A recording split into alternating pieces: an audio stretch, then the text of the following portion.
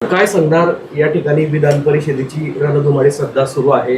यावरूनच राज ठाकरे म्हणतायत की बॅलेटवर या निवडणुका घेण्यात याव्या, नाहीतर निवडणुकीवर बहिष्कार टाकण्यात यावा. देशात विचार पसरतात पण एकमत होऊ शकत नाहीत का? देशात विचार पसरतात पण मात्र एकमत का नाही होऊ शकत? नाही, असं आहे की वेगळी मतमतांतर असू शकतात, पण आज मशीनवरच्या मतदानावर लोकांचा विश्वास नाही असं देशातल्या कानाकोपऱ्यात पाहिलं जातं, ऐकलं जातं. आणि म्हणून राज ठाकरेंची ही जुनी मागणी आहे की बॅलेटवर मतदान व्हावं. सर, या ठिकाणी आज कॉक्रोच जनता पार्टीचा जंतर मंतरवर एल्गार बघायला मिळाला आहे, काय सांगणार? सगळ्या देशातले तरुण एकत्रित येत आहेत असं दिसतंय आणि परीक्षा पारदर्शीपणानं व्हाव्यात आणि परीक्षेमध्ये कुठेही वेगळा जो प्रकार पेपर लीक आणि बाकीच्या गोष्टीचा झाला तो होऊ नये ही मागणी त्यांनी हातात घेतलेली दिसते. आणि त्यामुळं त्यांना दिल्लीमध्ये आज प्रतिसाद मिळाला आहे. याच्यावरूनच फडणवीस म्हटलेले आहे की अराजकतावादी मनसुबे उघड झालेले. फडणवीसांनी या आंदोलनावर टीका केली. तर एक तरुण अमेरिकेहून आला, त्याने आंदोलन केलं. त्याला काही लोक नुसत्या सोशल मीडियाच्या संदेशावरून एकत्रित येऊन पाठिंबा द्यायला लागली. मला वाटतं की लोकभावना आहे आणि त्या बाबतीत सरकारने देखील तेवढी गांभीर्याने दखल घेतली. ते तुमच्या ज्या काही त्रुटी आहेत व्यवस्थेच्या त्या सुधारायचा आग्रह करत आहेत. ते काही तुमचं सरकार बदला म्हणून आज म्हणत नाही आहे. त्यामुळं त्याची योग्य नोंद घेऊन सरकारने दुरुस्त्या करणं गरजेचं आहे. सर, विजय वडेट्टीवार असतील, संजय राऊत असतील, यांचं असं म्हणणं की विधान परिषद निवडणुकीमध्ये मोठा घोडेबाजार होतो. विजय वडेट्टीवारांनी तर थेट आरोप लावला आहे की 5-5 लाख रुपये देऊन 2-2 लाख रुपये देऊन आमचे नगरसेवक पडवले जात आहेत. काय आहे की विधान परिषदेच्या या निवडणुका हात वर करून पाहिजेत. त्या गुप्त मतदानानं ठेवल्यामुळे अनेकांचे अनेक फायदे झालेले आहेत आणि त्यामुळे हात वर करून मतदान होणं जास्त गरजेचं आहे. सर, सध्या विधान परिषदेची निवडणूक चालू आहे, मात्र जळगाव आणि नाशिक खूप मोठं चर्चेत आलेल्याचं चित्र पाहायला मिळतं आहे. गिरीश महाजनांना कुठंतरी बंडखोरीवर अपयश मिळतं आहे, बंडखोरी जे उमेदवार आहे त्याच्यावरती, आणि युतीमध्येच रस्सीखेच पाहायला मिळतं आहे. नाही, आता सगळं मिटलं असं मी ऐकलं. आणि अनिल चौधरी आणखीन एक कोणतरी कडे आपल्या उमेदवारीवर ठाम आहे. ज्या प्रकारे नाशिकमध्ये गीते या ठिकाणी त्यांनी पाठिंबा दिला नाहीये, तर त्यांचं असं म्हणणं आहे रेश्मा काळेंचं की गीते यांनी जर शिवसेनेच्या उमेदवारांना पाठिंबा दिला तर भारतीय जनता पार्टीच्या उमेदवाराला आम्ही इकडे पाठिंबा देऊ. त्या निवडणूक लढण्यावर ठाम आहेत. अजून कुठेही ते प्रकरण मिटलेलं नाहीये. त्याकरता गिरीश महाजन यांना दिल्लीला जावं लागतं तातडीने. बघतील, ते काहीतरी करतील. शेवटी सत्ता असल्यामुळे तुला हे देतो, तुला हे देतो असं करून मिठवामिठी होऊन जाईल. सर, पण याच्यात एक विषय असा आहे की नाशिक असेल, जळगाव असेल किंवा राज्यातल्या इतर जागा असतील, महायुतीमध्ये सर्व काही आलबेले असं दिसत नाही आहे. कारण की अनेक ठिकाणी बंडखोर उमेदवार उभे आहेत. अगदी चर्चेअंती देखील तो तोडगा निघत नाही आहे.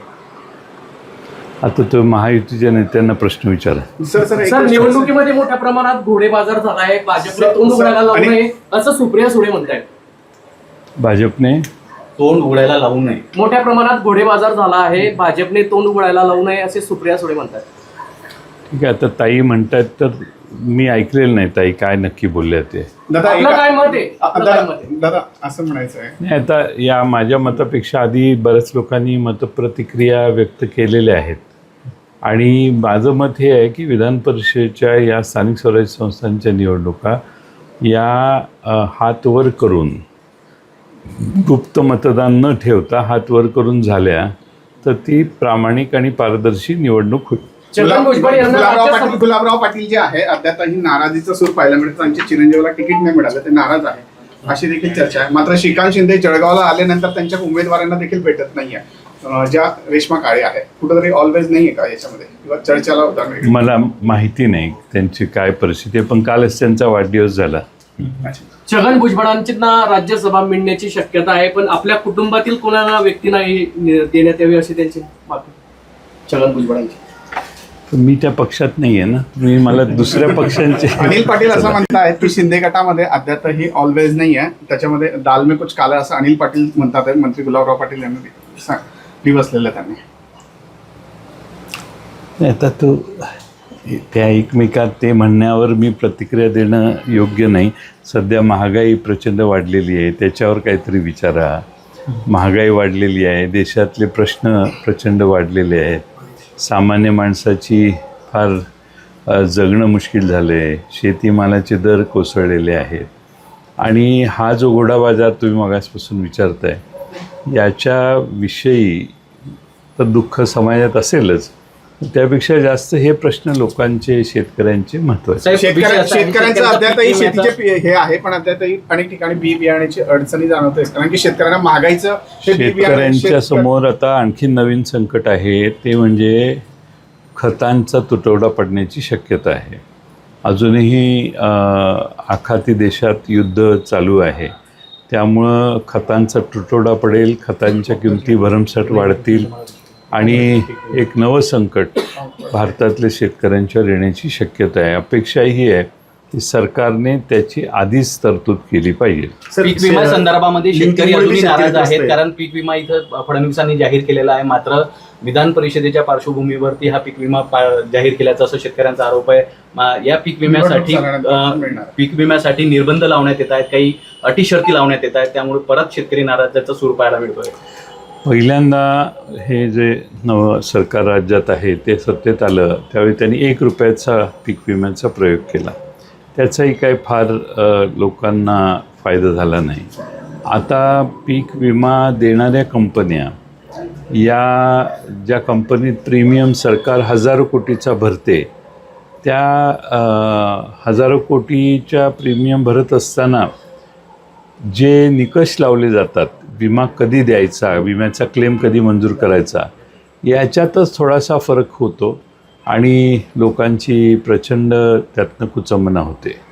अमित शहानी राजीनामा दिला पाहिजे असं संजय राऊत म्हणताय आजच्या कॉक्रोच जनता पार्टीच्या आंदोलनावर. हे संजय राऊत साहेबांचं म्हणणं आहे आणि ते त्यांचं बराच काळ म्हणणं आहे. आणि ही जी तरुणांची आज मोर्चा झाला, त्यांनी या देशाच्या शिक्षण मंत्र्यांना मला वाटतं राजीनामा मागितलेला आहे, धर्मेंद्र प्रधान यांना. किमान धर्मेंद्र प्रधान यांचा राजीनामा झाला तरी भरपूर काम होईल. सर, कापसावरील मोदी सरकारने जे आहे ते आयातीवरील सीमा शुल्क रद्द केलेलं आहे, त्याच्यामुळे मात्र शेतकरी नाराजी व्यक्त करत आहेत की मोठ्या प्रमाणात व्यापारी परदेशातील कापूस मागवून ठेवतील आणि तो साठवून ठेवतील आणि पर्यायी असं होईल की येत्या हंगामामध्ये शेतकऱ्यांना, म्हणजे जे स्थानिक शेतकरी आहेत भारतातले, त्यांचा कापसाला भाव मिळणार.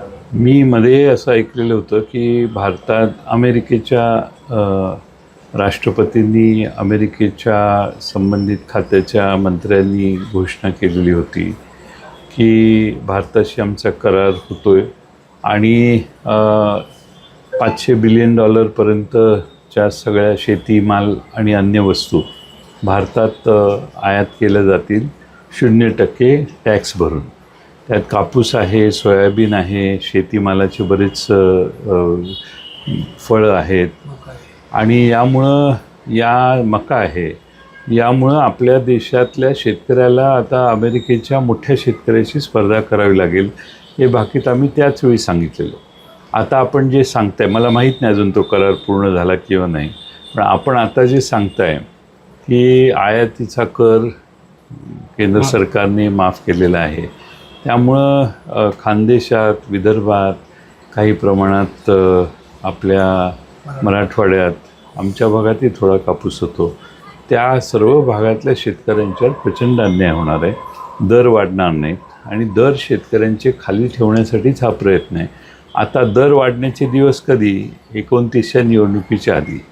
तोपर्यंत या देशात व्यापाऱ्यांचा फायदा होत राहील, शेतकऱ्यांना नुकसान होत राहील आणि त्यावेळी अशी व्यवस्था निर्माण करण्यात येईल की अचानक 14,000 रुपये, 15,000 रुपये दर राहील आणि शेतकरी सगळं मागचे 5 वर्षाचा घाटा विसरून जातील. लाडक्या बहिणी मोठ्या प्रमाणात नाराज दिसत आहेत. जवळ 80 लाख लाडक्या बहिणींना यांनी बाहेर काढलं आणि म्हणतायत की पुरुषांच्यावर आता आम्ही कायदेशीर कारवाई करू. प्रश्न साधा आहे, पुरुषांना ज्यांनी आत घेतलं ते तर गंभीरच आहे, त्याच्यावर कायदेशीर कारवाई करावी लागते. पण लाडक्या बहिणी जर बोगस आहे असं तुम्ही म्हणता, तर त्या बोगस महिलांना आत योजनेत कोणी घेतलं, त्या कर्मचारी आणि अधिकाऱ्यांच्यावर जबाबदारी फिक्स करा. आणि ती जबाबदारी फिक्स केलीच पाहिजे. खरी जबाबदारी योजना जाहीर करणाऱ्यांची असते. पण आता आपल्या देशात तेवढं काही पुढं लोकशाही प्रगत झालेली नाही. पण किमान ज्यांनी त्यांना मेंबर केलं त्या भागातल्या सगळ्या कर्मचाऱ्यांना, सगळ्या अधिकाऱ्यांना, सगळ्या सुपरवाईज करणाऱ्या स्टाफला याबाबतीत तुम्ही काय कारवाई करणार त्यांच्यावर, हा खरा प्रश्न आहे. किंवा त्या बोगस महिला जर बोगस नसतील तर मग बोगस, आमच्याकडं तर काही महिला जेन्युइन आहेत ज्यांचं उत्पन्न देखील फार कमी आहे, त्यांचंही त्या 80 लाखामध्ये नाव आलेलं आहे. त्यामुळे अशा अन्याय झालेल्या अनेक महिला आहेत, त्या हळूहळू संघटित होतील. महाराष्ट्र राज्याचा विचार केला तर क्राईम रेशो खूप मोठ्या प्रमाणात वाढलेला आहे आणि लाडक्या बहिणींना या क्राईम रेशोमध्ये सर्वात अधिक टार्गेट केलं जात आहे. लाडक्या बहिणींच्यावरचे अत्याचार, त्यांच्यावर जे संकट आहे, त्यांचं पोलीस स्टेशनमध्ये गेल्यावर म्हणणंही ऐकून न घेणं, अशा सगळे प्रकार महाराष्ट्रात वेगवेगळ्या ठिकाणी चालू आहेत. अनेक गुन्हे जर नोंदवलेही जात नाहीत, असे आहेत. न नोंदवलेले गुन्हेही फार मोठे आहेत. गुन्हे नोंदवलेले आहेत आणि त्यांच्या गुन्हेगारांना प्रायश्चित्त झाले, हे प्रमाणही महाराष्ट्रातलं कमी आहे. गृहमंत्री मग याच्यावर जबाबदार वाटतात का आपल्याला? कारण की गृहमंत्री पूर्ण वेळ देऊ शकतात का? काय जबाबदारी आम्ही कितीही म्हटलं तरी जबाबदार त्या त्या खात्याचा मंत्री असतो. पण गृहमंत्र्यांना वेळ मिळत नसेल तर गृहराज्यमंत्र्यांनी तरी जबाबदारी पार पाडावी, आमची काही तक्रार नाही. गुन्हा होऊ नये, महिलांना सुरक्षितता वाटावी, मुलींना सुरक्षितता वाटावी, एवढं तरी काम राज्य सरकारने करावं. आपल्या सरकारच्या काळात महिलाच्या परिस्थिती काय होती, आताची परिस्थिती, आणि त्या काळात आपलं ग्रह खातं होतं, आणि या ग्रह खात्याकडे कसं बघतो? आता परिस्थितीत जास्त वाढ झालेली आहे. गुन्ह्यात जास्त वाढ झालेली आहे. आकडे काढून बघा. सरकारने काय करायला पाहिजे? सरकारने गुन्हे होऊ शकतात, मी असं म्हणत नाही की गुन्हा होणं पूर्ण थांबवता येईल, पण जरब एवढी बसली पाहिजे की गुन्हा करण्याचं धाडस होऊ नये. त्या दृष्टीनं आपण सरकारने आपली सगळी पोलीस स्टेशन्स कार्यरत ठेवली पाहिजेत. पोलीस स्टेशनमध्ये आलेल्या प्रत्येक स्त्रीला, तरुणाला, कुणालाही चटकन गुन्हा नोंदवता आला पाहिजे. पॉलिटिकल अँगल देऊन स्थानिक लोकांचा हस्तक्षेप, सत्तेत असणाऱ्या स्थानिक लोकांचा हस्तक्षेप एवढा वाढलेला आहे, एखादा फोन गेला की गुन्हा रजिस्टर करण्यापासून थांबलं जातं, किंवा गुन्हा रजिस्टर करायला जर कोण गेलं तर 3-4 तास बसून ठेवलं जातं. असे प्रकार बरेच आहेत, माझ्याकडे मोठी यादी आहे.